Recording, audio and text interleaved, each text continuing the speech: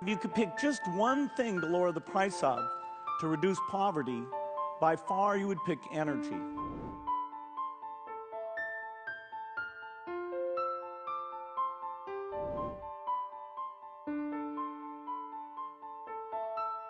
We have to provide, energy to our people, because I have to develop our country.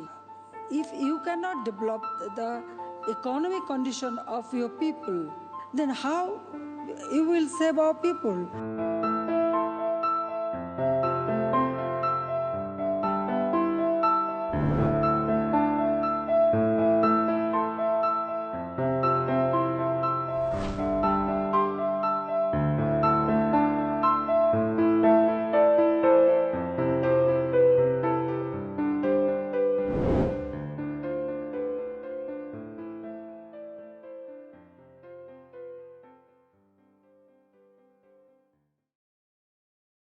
Welcome back from your tea break.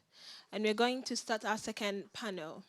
The video that we just showed is one of the campaigns being run by an organization called Why Electricity Matters. And it's an organization that AEI, we subscribe to. Within the year, once they kept sharing these videos, it's quite informed why we decided to host this event. For the panel that we are having, they will be looking at investing in Africa's renewable energy country focus. And we have Debbie Ariyo, OBE.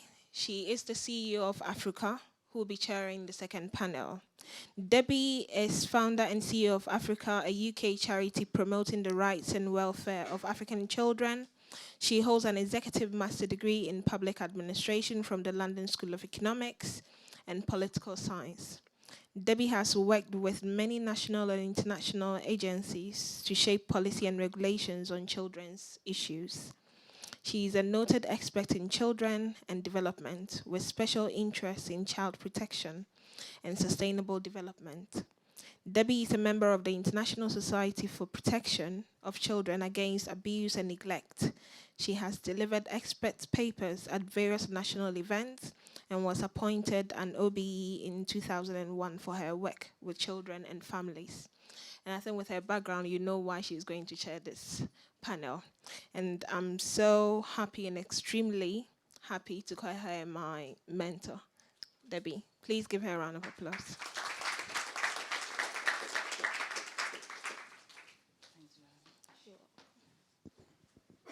Well, good evening, everybody. This is a very important subject, and it's very close to my heart for many reasons. We've all been familiar with what's been in the news in Sierra Leone, Nigeria, Somalia, Kenya. If we're not talking about the impact of climate change in terms of flooding, we're talking about the impact of climate change in terms of droughts and starvation. So we're seeing all this happening all over Africa. And then, of course, we're seeing what's happening in places like Nigeria, where, we have the impact of oil and spillages destroying and devastating different communities. Now, my background is in children's issues, and I always look at these developmental issues in terms of how they impact on children. Africa has the highest rate, the world's highest rate of infant mortality. Many children whose mother actually maybe made it to a hospital might not end up surviving simply because at the point when it was needed most, there was an electricity cut. If you're on Facebook and you have lots of African followers from different countries, all these issues come up. People dying in hospital because, there was not enough resources, to actually meet their needs. So this is a very important subject matter for that reason, and it's something that I feel that we need to look at in many different ways. And I just wanted to highlight something that the last panel talked about in relation to rural electrification. We know that some countries are making efforts, like Ghana. I used to run a project in the north of Ghana, and I was very amazed at how much work had been put into rural electrification in that country. Of course, we also have a similar project in countries like Nigeria, which never took off.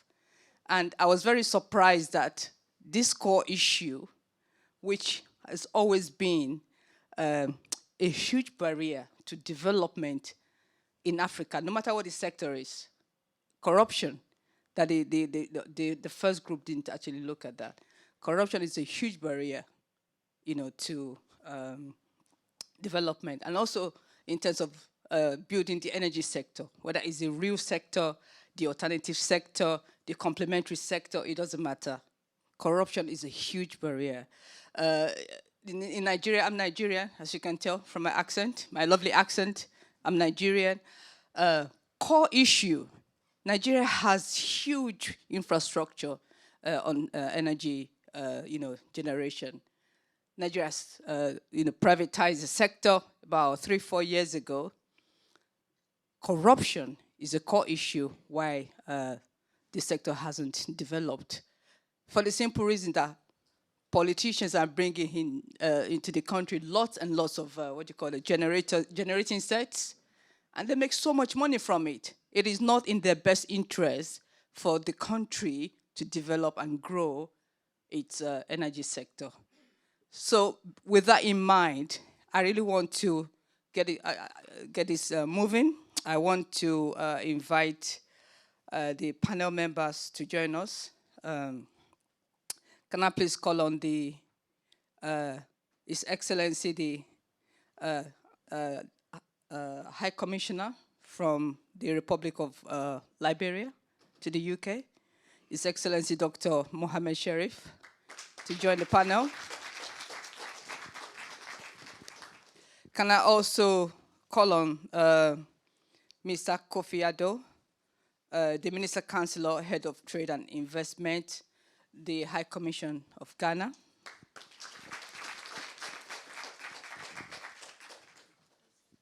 Yeah, thank you. I think that's it. I'm just going to move to the other side.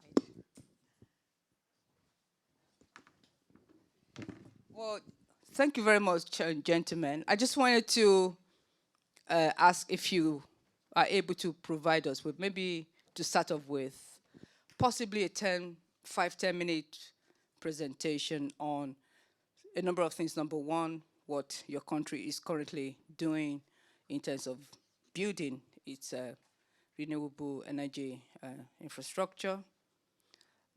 Maybe you might want to touch on your commitments to the Sustainable Development Goals, number 7, in terms of the provision of renewable energy or energy for citizens of your different countries, but also what the barriers are that you're facing that we should talk about, because there will be barriers and it's important to highlight them and address them. So I don't know who, maybe the ambassador would like to go first.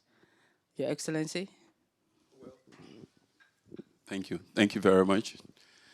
First of all, I would like to extend my thanks and appreciation to Neema and the organizers of this wonderful discussion. The previous panelists discussed so many things that are so interesting, which we would have loved to comment on as well. But the invitation that was given was for me to have made some comments on of energy in the health sector. And knowing that my background is, of course, in health, so I just wanted to speak to you rather than presenting what I have here. Because all that we have here, you can Google it, you can find it online. So really, it would just be like talking to you on something that you already know or something that you have read about. So maybe, most probably, from question and answer, maybe of things that you really want to know when you ask the question, then we can be able to give you further explanation or further comments on that. Liberia, as you said,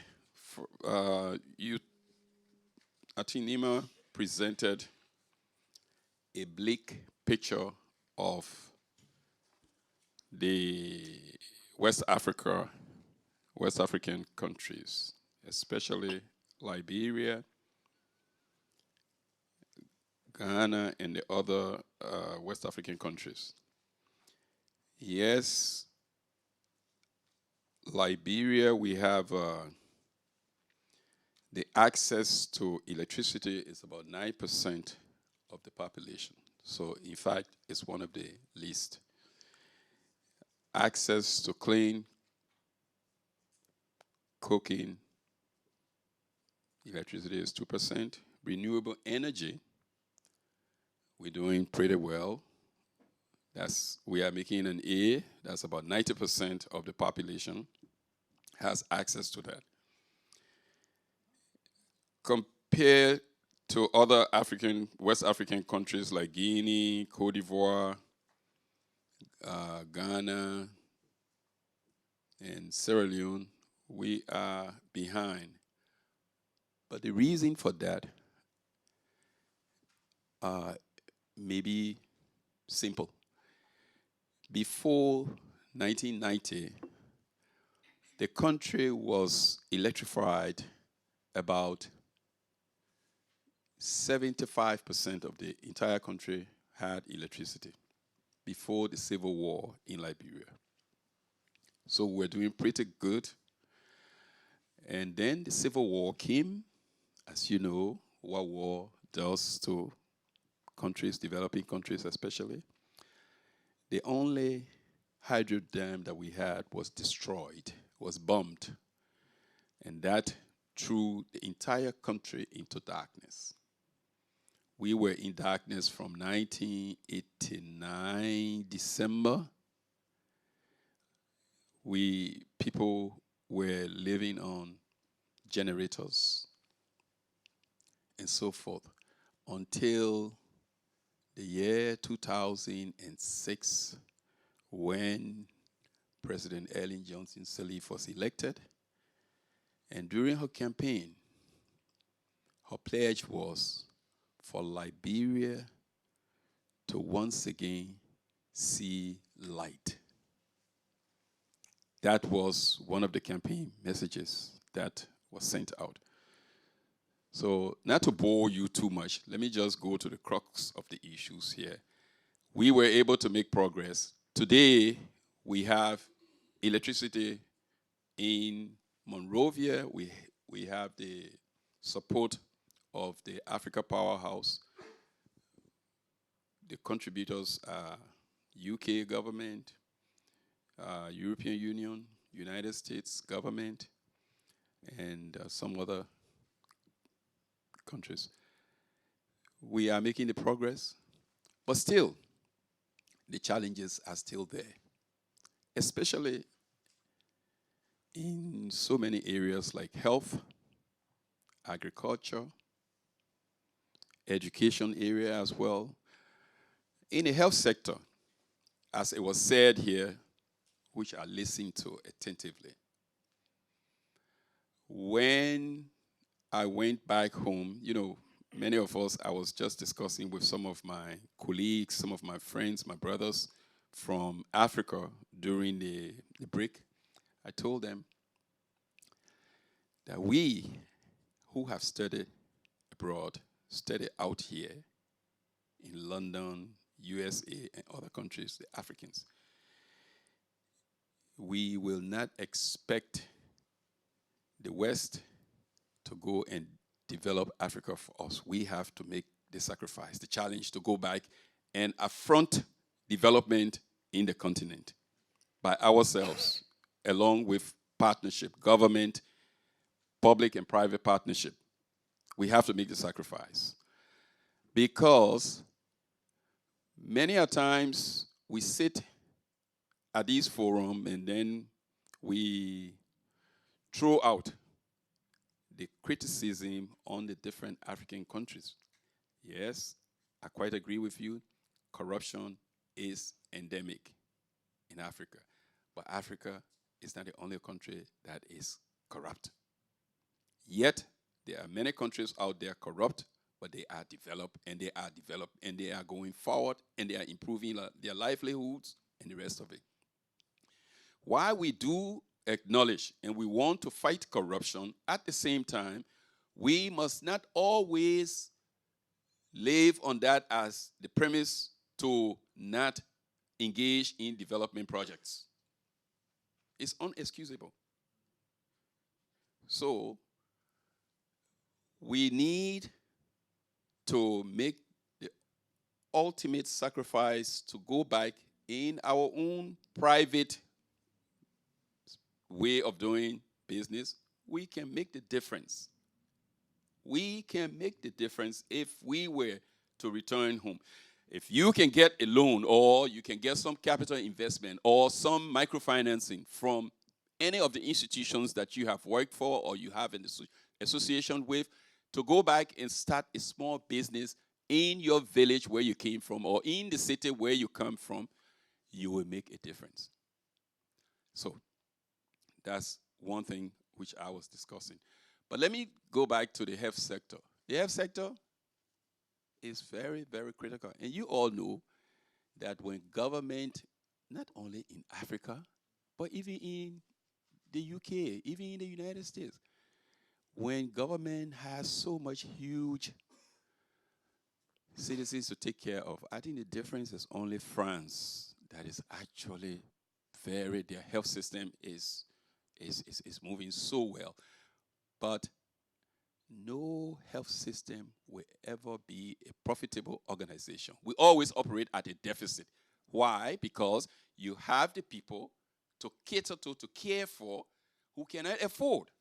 So the more money you put in, the more you spend. And so we need to continue to be able to take care of our people. Access is not equivalent to affordability. You can have access to a health center, but you may not afford it. So we talk about energy. Energy is very important and vital. In Liberia, I can tell you that in the villages or in the city itself, we have serious critical problems with energy in the hospitals. You are operating, the lights go off. Yes, it has been said. You are in a maternity ward trying to do an assessment of the mother to be, something happens, the light goes off. Sterilization cannot be done. Why? Because there is no electricity. And even after giving birth, probably, it's a premature. And a premature, you have to put the premature in where? In an incubator. No electricity, what happens? That child will not survive. So you see the cascade of problems we have related to electricity, light. So it's very important that government alone cannot do it, but we must also, while government is doing her part, we engage in private partnership, public-private partnership, PPP, so that we can be able to solve the problem. Yes, I see the difficulty when you talk about private partnership, because the private person wants to make profit. They are not doing it as someone who is a priest going to save your souls. The private person, the investor, wants to make profit. He's not going there for charitable organizations. So we have this challenge that we need to engage. And as the spokesperson of the government of Liberia in the UK, my task is that of sitting with the investor. Talk to them, give them the way forward, encourage them so that they can see reason for them to invest in Liberia. And as investment package is coming on, we can tie the other things to it. Other things such as infrastructure, that is the road construction to your concession area. We bring that into the package. We talk about you building a school. We bring that into the package. Building clinics and hospitals and supply energy. We bring all of those things on board because these are what? Someone was even here talking about policy and political commitments. Yes, political commitments are very important and vital. Policies will be put in place. Political commitments are made from where? From the highest level in the land. So once that political commitment is made, in our case, it was made from the beginning, and that political commitment was always there. And this is why today we have electricity about 30-40% in the country. So we need not to sit and just hope that those things can be solved. We need to work harder. We need to partnership with others so that we can solve some of these problems. And you also know that in the agriculture sector, for example, the mechanized farming that we have, if you had these tractors, you have electricity, you'll be able to do more. You'll be able to produce more. And yes, we have the natural resources. Africa is rich. But we are rich, but we don't have the finished products to be able to sell out. So we send out what? The raw materials that are taken into the capital cities of other countries where they are now refined, worked on, value added and everything. Of course, the prices go up that we ourselves in Africa can no longer afford because we must put into place the policy in country that those raw materials that we have must be worked on in local so that value can be added, job creations can come on board, people will be employed, and the rest of it. But when the raw material goes out, we have no control over it. And of course, the buyers will set their price, tell us what they want to pay, because it's a raw material. It really doesn't have that much value until you have done what? You have added value on.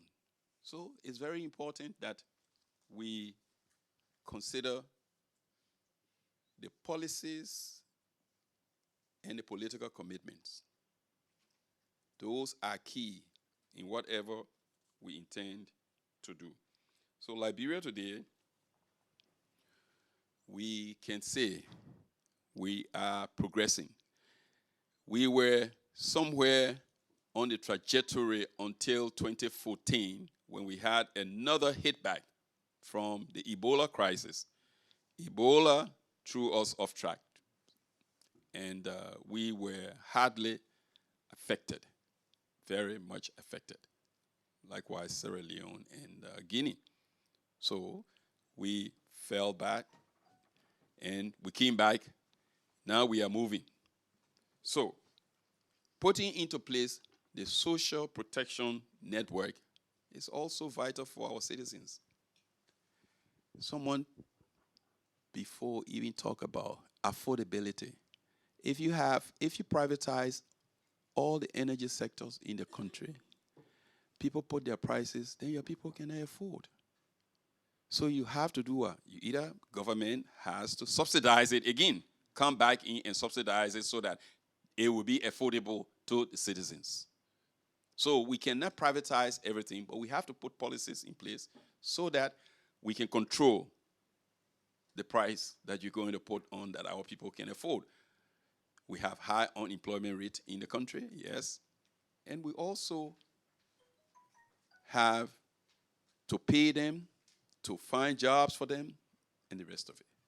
So it is not just a simple answer to find that solution, but we need to encourage the investors to come in. When the investors come into the country, they try to create job opportunities. When you create the job opportunities, if you have electricity and you are charging some amount, there will be a lot of people who will then afford because they are what? Employed. But when the person is not employed, you may not be able to sell. I will stop this far, give the microphone to my brother from Ghana. He will talk about the situation in Ghana, and then I will come back so that we can continue. I don't want to talk about, because one thing you have to know that in sub-Saharan Africa, the problems in sub-Saharan Africa are common. What you have in Liberia is similar to what you have in Sierra Leone, similar to what you may have in Ghana. Ghana may be a little bit ahead, yes, because now, but before, we were almost, on the same path. And Liberia was even about 20 years ago, Liberia was ahead. But now Ghana has gone farther away now. Ghana is now far ahead of us. But we'll catch up. We will reach there. So thank you very much. Ichi, thank you very much. Yeah. Thanks for the opportunity. Let me say that, can you greet one another and say high five? High five. Just greet the person. High five. Yes. I'm just doing this to re-echo what my High Commissioner has just said. In Ghana, we are not just tackling the energy sector in just like one out of. We are part of the African Union. As part of African Union's mandate, which is the Action Plan for 2060, and with the African Development Bank, we have identified 5 critical pillars that will move the African continent. And that's why I said, say high five. One is what? Integrate Africa. The second one is what? Light Africa. The third is industrialize Africa. The fourth is what? The fourth is what? I've talked about integrate, light, industrialize, and then increase the lifestyle of Africa. And then the last one, which talks about making Africa the center of development. That when we want to talk about value addition and everything, we are not part of the global value chain. Like during the first session, people were talking about it. Now in Ghana, what we have done, my High Commissioner alluded to it. I'm not going to go into all those things which are common to us. But in Ghana, we are taking the Light Africa to be one of the major things that we want to strive to do in our region. You see the ECOWAS region with our bigger brother Nigeria, having all the energy sources. But in Nigeria, I studied in Nigeria, we call it never expect power always, NEPA. We said no, we don't want to go that part. But with the help of Nigeria itself, and then the World Bank will build the common gas pipeline to make sure that we will be able to have sustainable energy, not to flare the gases from the oil fields in Nigeria. We have been doing well. If you look at Ghana currently, we are having about 80% penetration of electricity. In the whole continent, Sub-Sahara, we are second to South Africa. But the major problem with us is that most of this energy is not under renewable. Renewable accounts for about maximum 3%. So in 2011, the government came back with an action plan, Renewable Act 2011, that was enacted, passed by Parliament, that by the year 2020, Ghana should increase its renewable energy from 3% to 10%. And you can see that it is a big jump. But what the government has done, we are not just speaking. We also want to back it up with actions. We have identified the various sources of renewable energy, be it solar, wind, biomass, what again? Anything you can think of. We are getting the private sector to partner government, and the government is also saying that, look, I am the major buyer of the electricity that you generate. So when you come and we sit down, we will have the independent power purchase agreement that will be signed. I have to be fair with you. For the past 5 years, as part of efforts to make sure that we get enough energy to support our industrial growth, Ghana is one of the countries in the sub-Saharan Africa that signed a lot of independent power purchase agreements. A lot. And some of them, it was bad. So what the government has done is to make sure that they have gone to renegotiate with some of these independent power purchase agreements. That, look, it cannot be feasible. We cannot be competitive in the sub-region, where Cote d'Ivoire might be signing an agreement going for maybe $10 per kilowatt or whatever you call it. And Ghana will be doing about $20. It's so expensive. So what the government has done is that they are negotiating with most of these independent power purchase agreements. Secondly, government is saying that, look, Ghana is one country that, if you look at the payment of the electricity tariffs, I know my man from ECG will bear me out. The industries are paying more than the households because the government is subsidizing for the households because they cannot pay. But in most developed countries, in other places, rather, it is the households that are paying higher so that you can get enough money to support the other sector of the economy. But in our country, the reverse is the case because we look at the economic hardship.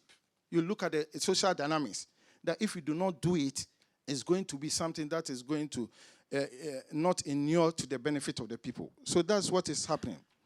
Electricity Corporation of Ghana, the major source of transmission of energy in Ghana, is going through a major work with the U.S. government under the Millennium Challenge accounts. Government is trying to look at the way that the ECG can work and work efficiently. Ghana is one country that we generate enough electricity, but if I tell you the amount of electricity that is lost through transmission, you will be amazed. Illegal connections, so many illegal connections.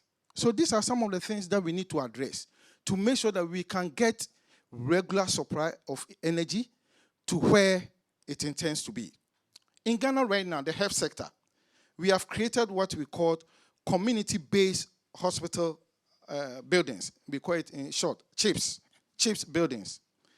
We have district hospitals, we have regional hospitals, and we have the what we call the teaching hospitals.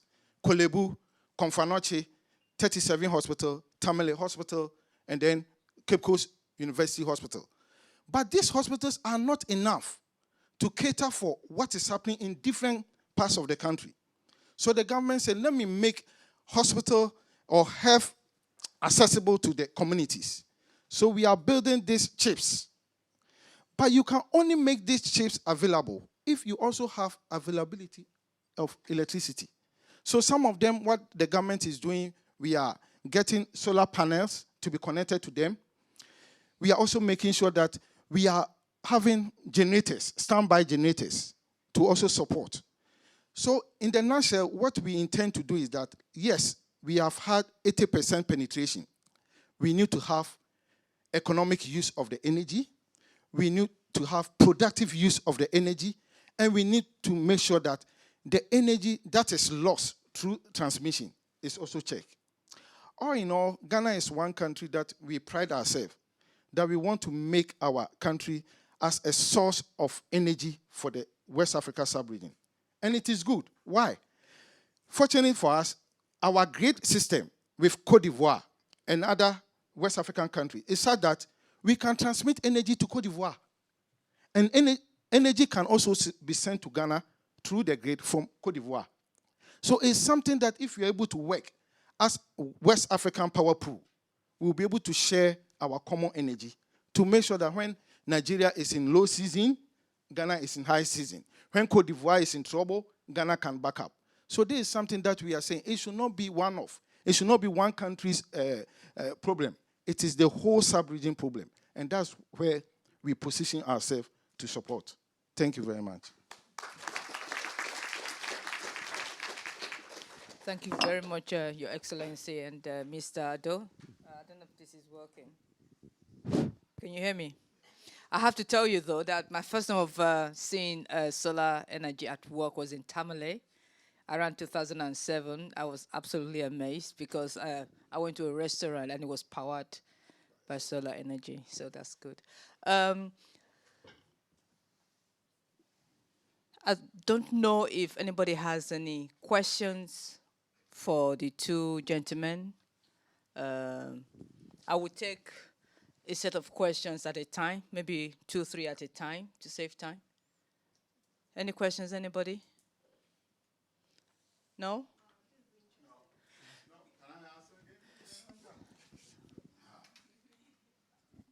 Hello. Hello. Can you hear me now? Yeah, we can hear you. Okay, that's good. That's very interesting. And the issue of restructuring of the power sector in Ghana has been in the pipeline for many years now. And I remember when I joined the ECG, there was this issue of strategic regions. They wanted to split the ECG distribution area into a number of regions. Tema region, Eastern region, and Volta region to be one strategic unit and others. But it hasn't happened. Still hasn't happened.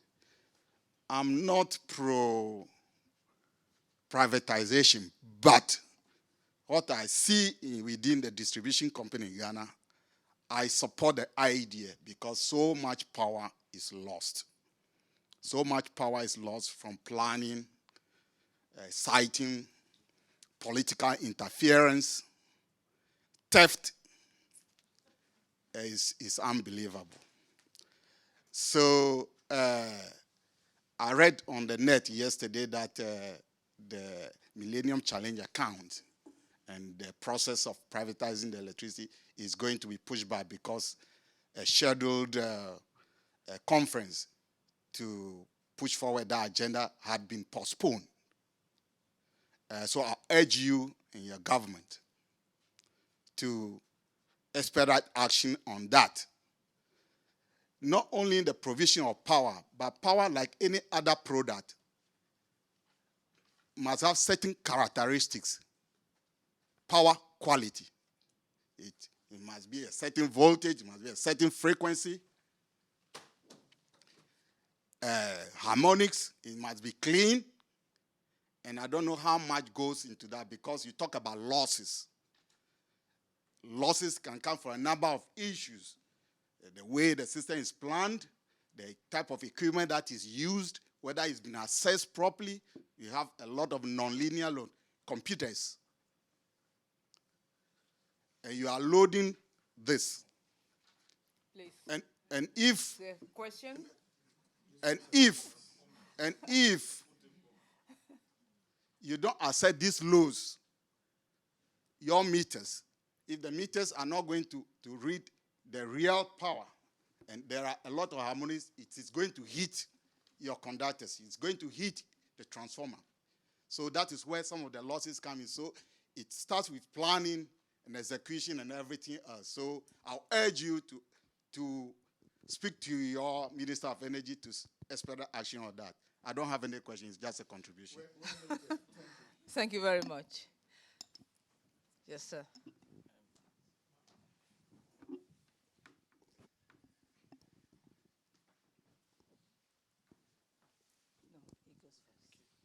Ranjiv Gunawardena, Chairman of International Consultants. I alluded earlier on that the government has a role to play collectively, And I'm glad to see that Ghana is looking at policies of that nature. My second area of interest would be in terms of corporate social responsibility. Now Ghana and other countries are oil producers.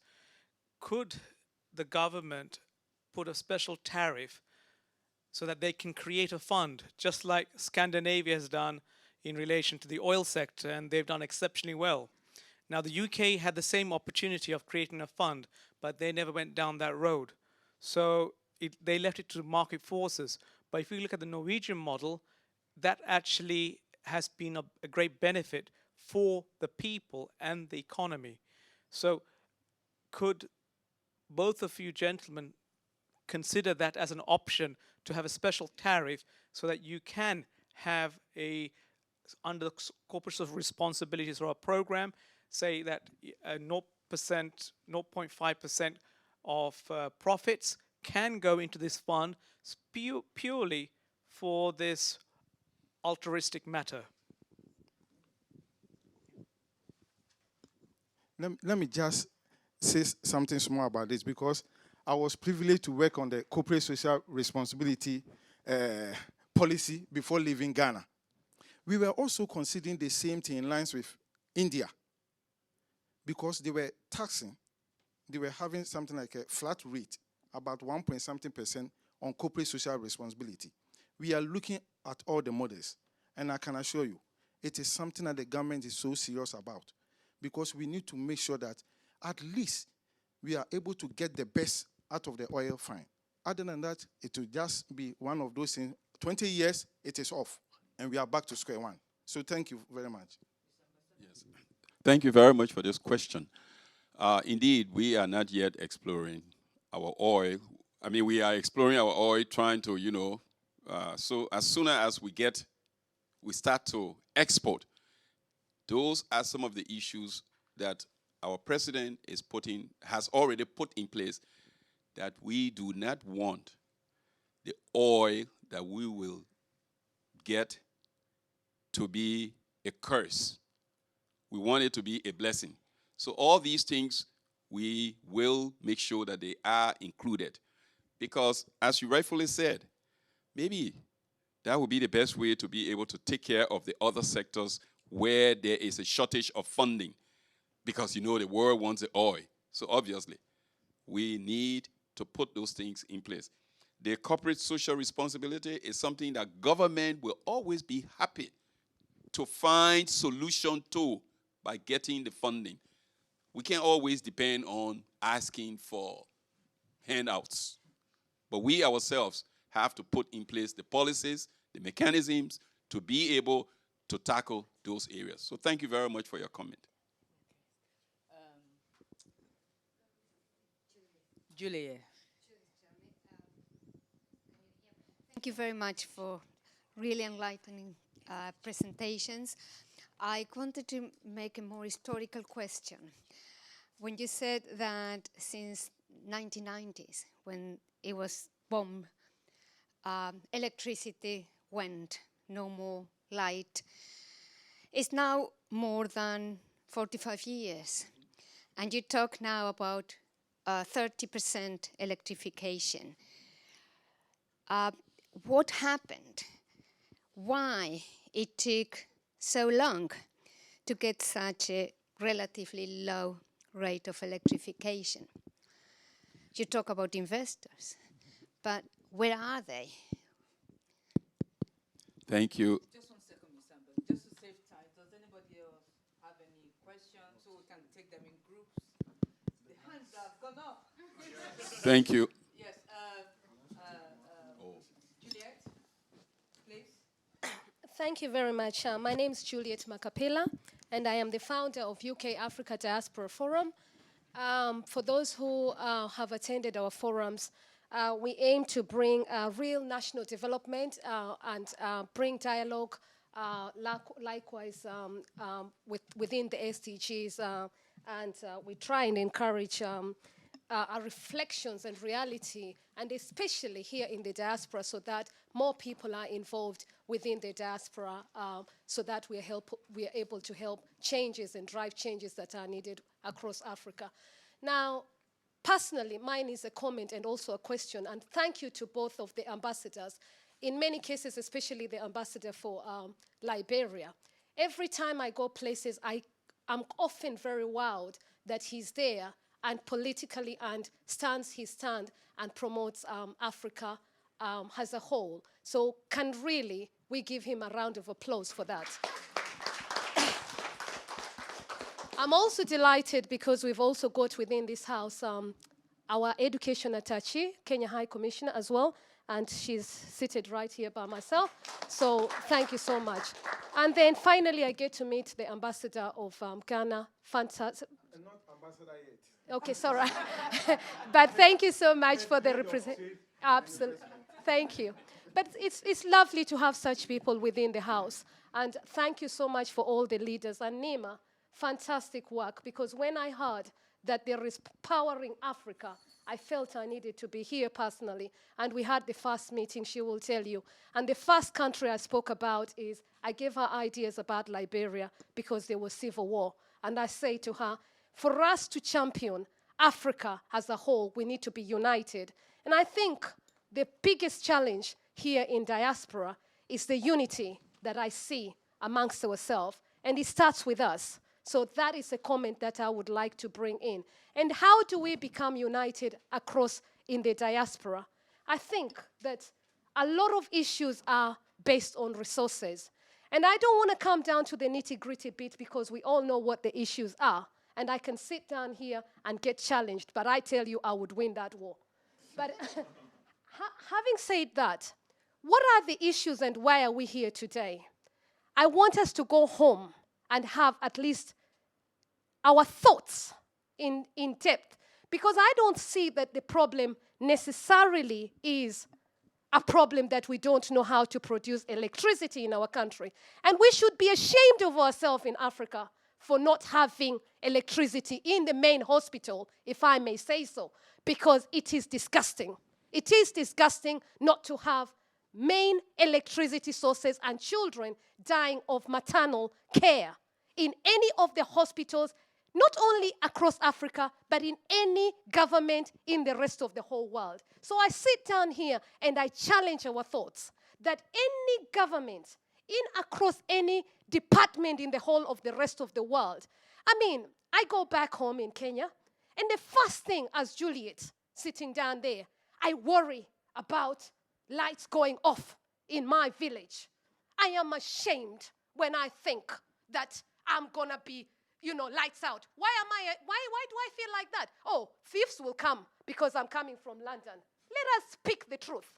And if I come out and I'm passionate about that area of development, I would like to say that it is within us all to ensure that whichever part of our African countries, towns, and cities that we come from, we put pressure across our High Commission, across our governments, that there is no deal. It is a no-sign deal for not having electricity in any parts of our towns.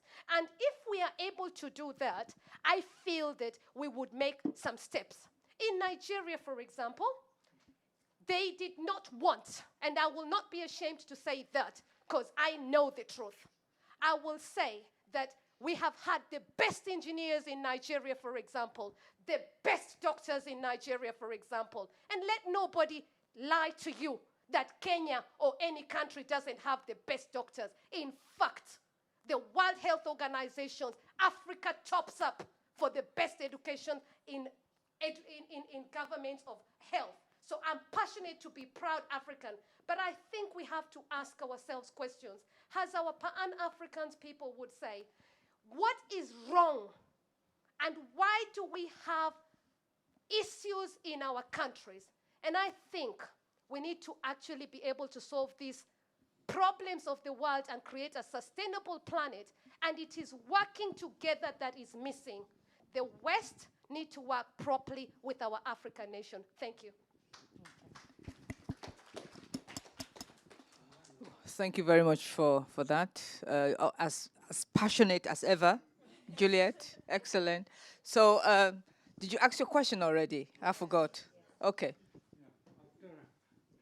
after that passionate speech, mine is a very brief but probably an obvious question, which is, mind you, I have a strong African background because my family was born in Kenya, and I go to Kenya quite a lot.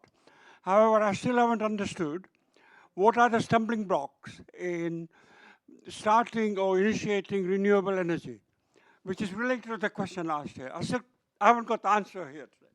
So I appreciate there's some brief guidelines. Thank you. So what are the stumbling blocks? Sorry, seriously speaking, I just totally forgot what your question was. No, I know that. I think I was bamboozled by Juliet. I remember. Yes, I remember. Oh, you remember? Question. Okay. Thank you. Thank you very much for that question. Indeed, your question was from 1990 to today. That's about 27 years ago. Let's say almost 27 years ago. What has happened? Why we only have 30 or 40% of electricity? That was your question. Yes. In 1990, the war was on. It lasted up until 1996. People were fighting. People were killing. There was no government. It was chaos. The government was toppled, and you have rebels and government everywhere. People were escaping, going into exile. So there was no government. So people were using generators in their local communities to do whatever. From 1996, there was an election. Elected a government, yet fighting was still going on, and people were focused on peace and security. United Nations sent in the UNMIL to be able to keep the peace. So they weren't looking at development. They weren't looking at creating the environment where you have energy in the country or the infrastructures built, but they were there to consolidate the peace and have the government. And of course, the government later on, for that short period, was named by the international community as a pariah state. Liberia became a pariah state. Then, 2003, we had an interim government. Well, actually, there was a president who took over from the former president for 2 months, I think. It was 2 months. August 2003 to it was about 2 months, August, September. So October 2003, there was a peace accord in Accra where Liberians agreed to forget about the war. We had an interim government. The interim government was mandated by the United Nations and also by the Liberian people to bring peace. They were there only for 2 years. They were given a specific mandate, not for development, not for energy sector, not even the health sector was abandoned somehow. Yes, we had hospitals working, but at a very low grade. Then in 2005, we went to the polls to elect a government. And so that government came into being January 2006. So from 2006, you can judge the country now from 2006. That's the time Ellen Johnson Sirleaf was elected as president, the first female president in Africa. Female leader in Africa. So from 2006 is where then we started to deal with the main issues, health sector. And let me be very frank with you. all the institutions were broken down. All were broken down. So the question was, what do you prioritize? Health was important. Education sector was important. Peace and security was important. Infrastructure was important, which includes energy. Agriculture was important to produce food for the country.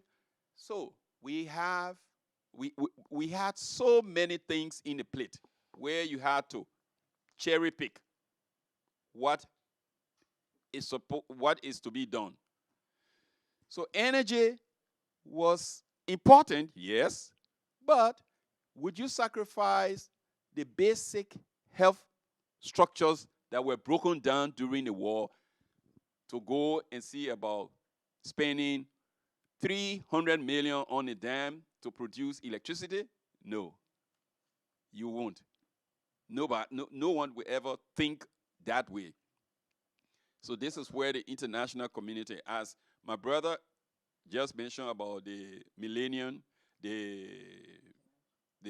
Challenge, they came on board, and then this is how come we have this energy sector now today functioning at that percentage. 2019, it will be fully functional. That's the target, because the 3 turbines are now functioning. So basically, we are getting there.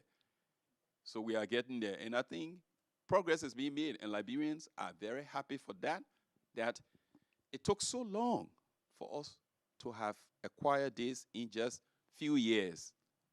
When about 18 years, we were actually not even thinking about it. So to answer your question is legitimate. It's a legitimate question, a legitimate concern. But unfortunately, we have a scene in Liberia. Let me share with you. The day you go to Liberia, just ask any Liberian. The Liberians will say, I want to do some boxing. The turtle. We have a common saying that the turtle wants to box, wants to come out of the shell and hit and go right back in. But the hands are too short. They can't go all the way out to reach where it wants to reach. So this is what we have been going through. And so we are getting there. And actually, we have made progress. The government has made progress. We're not perfect. We haven't done all that we were supposed to do, yes, because the challenges were many. But this far, we have done so much for the time. And we will continue to build on what has been done. Again, your question is important for another aspect, that before 2006, the international community, the whole world, turned their back on Liberia in terms of development. You asked about where were the investors. No investor was encouraged to go to Liberia during that period. The only few investors you found in Liberia during that period, I'll be very honest with you, were those who went there to exploit the mineral resources, the rubber plantation, the wood, those things that they were getting out for cheap prices, They will go in, pay the rebels who were controlling that region, that sector, that area. The people will go there and give them a little money. See what is happening in DRC today. DRC is one of the richest countries in Africa. Everything is in DRC. Even your telephone that you're operating today.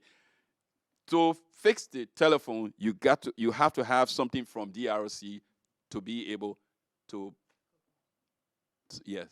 So it was not an easy task. We had these as our challenges, that we couldn't do it alone. So that's why we didn't have electricity before 2006. So I hope I answer your question in detail. Okay. Thank you. Thank you, Mr. Ambassador. And yeah, so obviously there's no civil war of any sort in Ghana. So what's your problem? No, he was asking why is the stumbling block? The issue is planning. I will not shy away. Most African countries, we were not planning for our electricity consumption. Why? Most of us, like Ghana, we had the hydropower. And at the time that the hydropower was built, it could take care of the population. Population explosion has caught up with us. Industries are growing. Big infrastructures are coming up.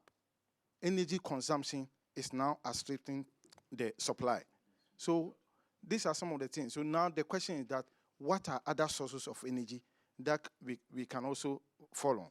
That's why we are running to renewable. Because most of us had hydrocarbons, and it was easier to just tap all those things. Now we also believe in sustainable environment, and we want to make sure we tap into the renewables. That's why. Yeah. Well, thank you very much for that. So let me try and summarize, because that was a very important, kind of like session. So essentially, what you're saying is that in Ghana, you recognize the need for sustainable development, and that's simply because you're in a position to do so. But at this point in time, Liberia has so many other issues. Renewable energy is not so much of a priority at this stage. Is that the conclusion there? Okay. So, very quickly, I have 5 minutes. Yes, you have 5 minutes. No, that's not a... I have 5 minutes. I had 5 minutes. 5 minutes. Okay, let me just say in a few seconds. No, renewable energy, as I said in my opening statement, about 90% of the country is in renewable energy. We're trying our best. So renewable energy is very vital.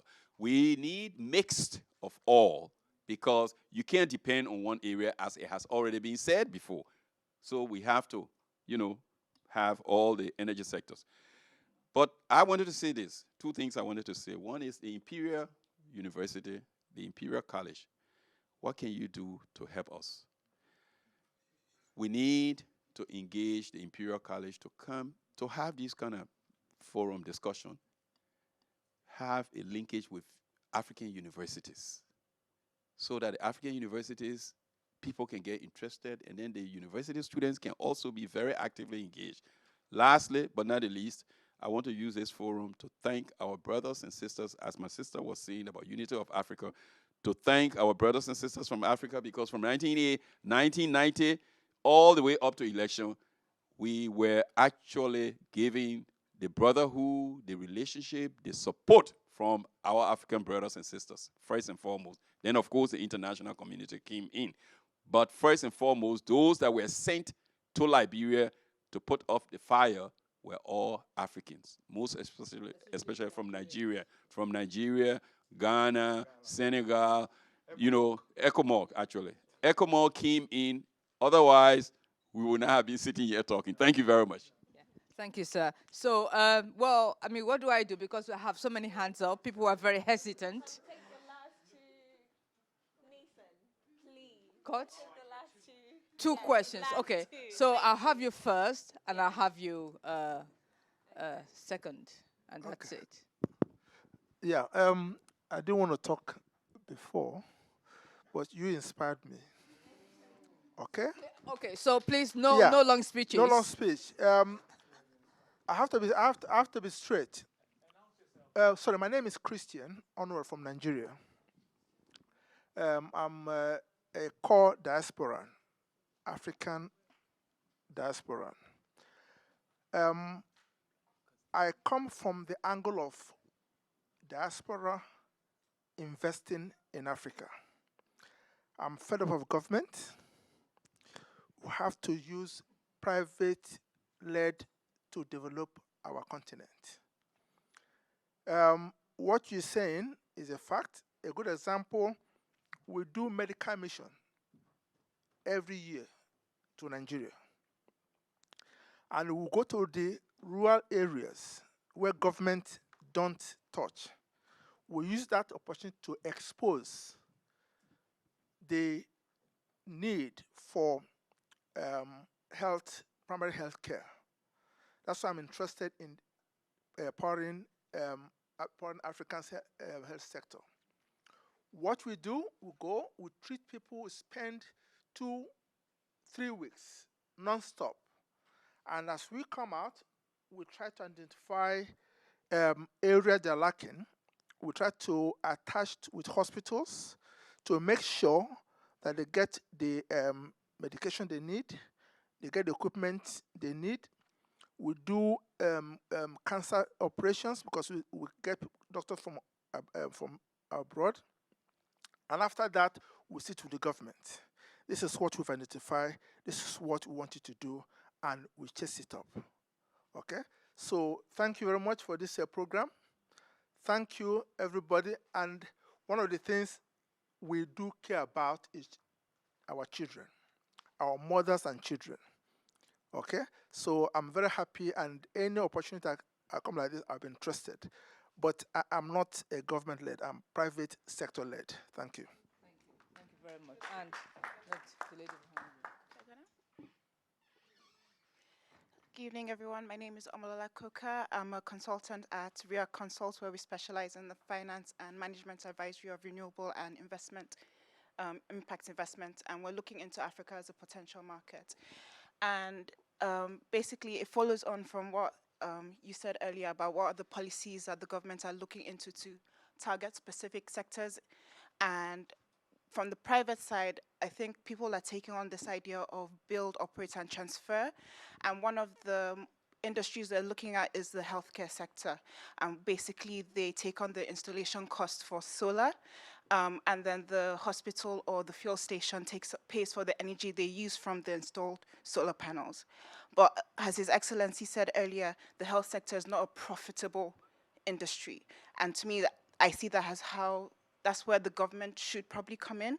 So I don't know if in Ghana's case, since you're more advanced in the policy frameworks in energy and renewables, is there anything you see in that possible synergy coming up?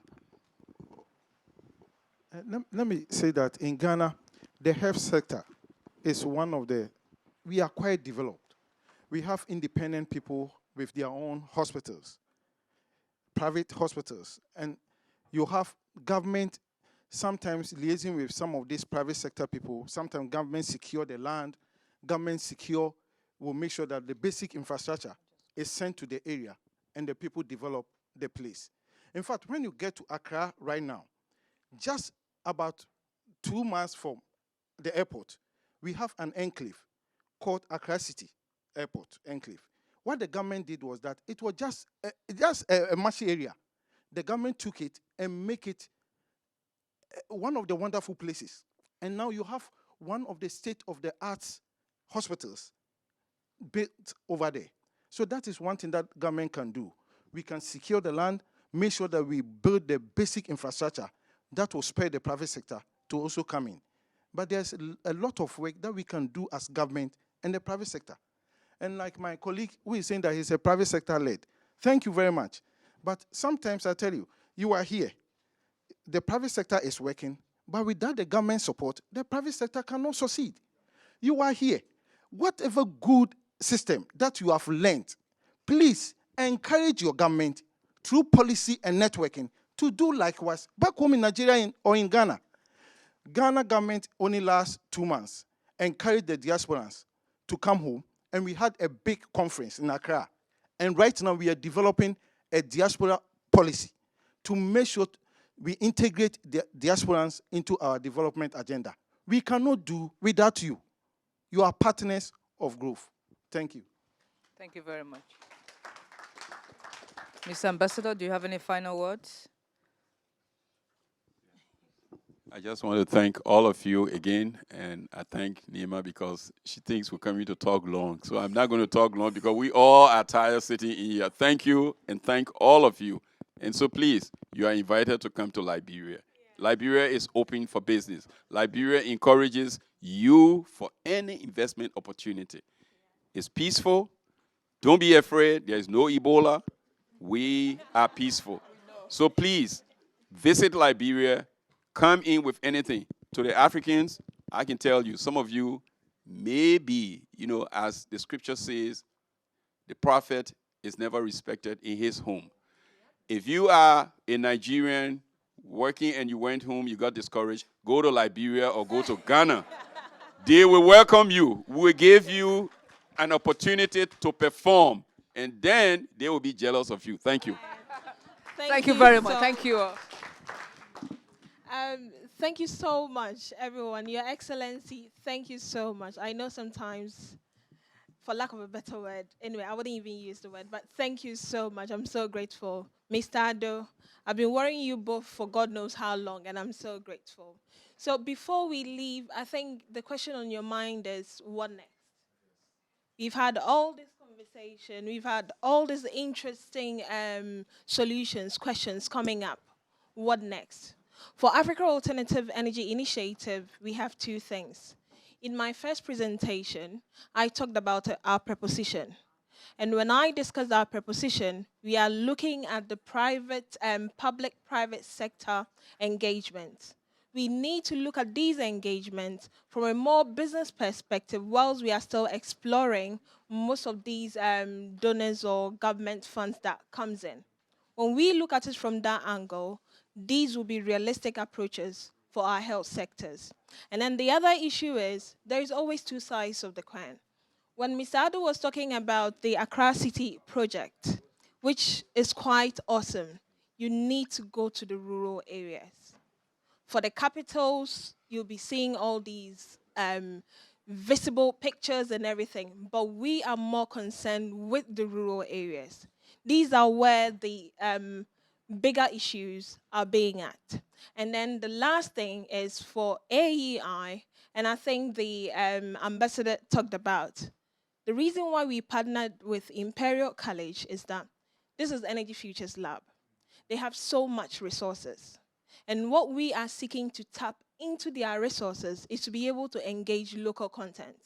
We have all these universities, individuals who graduate, come up with awesome ideas. I'm a product of Kwame Nkrumah University of Science and Technology. And with my batch, we have individuals who came up with awesome projects, energy projects, and then they sit on the shelves. If these projects are explored, they are going to be bankable projects. It's not as if we are dumb. I think Juliet talked about it. There are awesome people back home, interesting projects coming up, but then we are not looking at it from the perspective where we have to explore for our own development. Take KNUST, take Legon, Liberia, Nigeria. All these universities are coming up with university graduates, more than 5,000 students a year. We should ask ourselves, where do their projects go to? They are gathering dust. They are gathering dust. So, the idea being, well, on this one, I'll have to speak on my dad as well, but he's deceased. But my dad was a lecturer. And I asked my dad once, what is the idea of keeping all these materials? Now, during that time, technology was a problem in Kenya. So you've got to understand the time we were living in, okay? But the idea was supposed to translate some of the best projects into the data, so they are all collected and stored in a particular area. Kenya is a good example, and I can guarantee you that they're still there. Hopefully, they're not eaten by the rats. Thank you, Juliet. Yeah. Thank you, Juliet. So in the beginning of 2018, we will be commissioning our Alternative Energy Exchange Program, and we hope Energy Futures Lab will come on board, where we partner with various universities back home to explore the kind of projects they come up, see which ones are bankable for our solutions. We can't solve people's solutions for them without getting them involved. Those within the rural areas will know which solutions will better suit them. And I'm happy the ambassador said Liberia is opened. We are ready to come to Liberia. And we will be working with the right people to come there. And I know with you, you will be receiving us so generously. So thank you very much. And I know Mr. Addo will be also working with us for us to also enter the Ghana market as well. We need to develop bankable projects, and If you are an organization here that have products that you think you want to explore, we are open for business. We are here to work with you. If you are good to help us feed any other organization, please support us to explore these projects that we think will be sustainable for us for our own development. On that note, thank you so much, and we will keep updating you. If you registered with your email, we will be updating you with our journey. We are not just going to be any of those organizations that keep bringing you up without letting you know the way forward. And hopefully, you will know how far we've come with younger people joining the conversation. Thank you so much, and I'm so grateful. Have a nice evening.